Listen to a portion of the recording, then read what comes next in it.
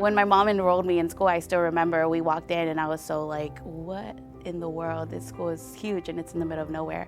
And I remember when she was doing we were doing our classes, she was like, well, what do you want to do? And I was like, well, I can't do sports because I live too far and my mom can't drop me off. So my mom was like, hey, they have a Cosmo program. And I was like cutting hair and stuff. I was like, I don't know.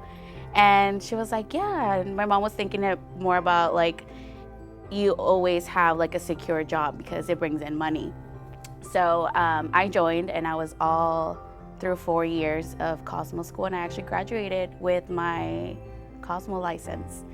I kind of was like, just fell in love with the idea of teaching or becoming the teacher that I had growing up. I was always in the dual language or bilingual programs.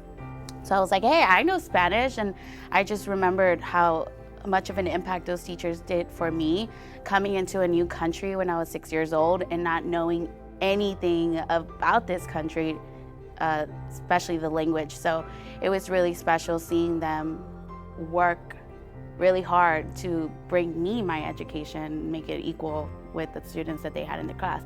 2 years in a row, I always bump into what we used to call our senior parents, because they were like the one teacher that we looked up to, and they kind of guided us through our whole like year, and somebody that we could go back and visit, right?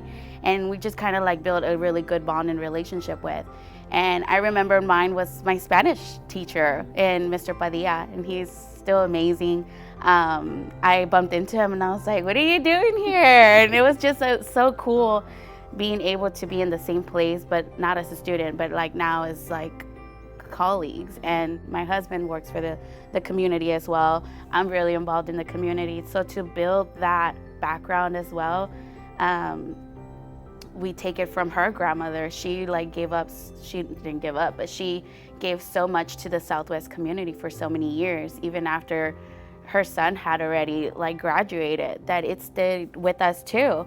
And we definitely want our daughter to see that and be a part of it since like now, until she's all the way through high school and whatever. She'll remember like, oh yeah, my mom and dad have always been part of the community and done things for the community.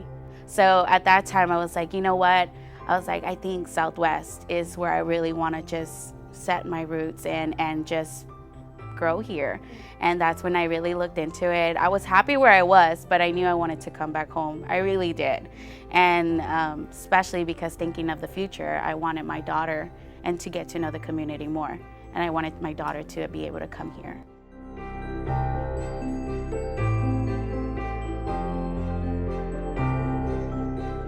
My name is Michele Iruegas, and always remember, we are Southwest. Once a dragon, always a dragon.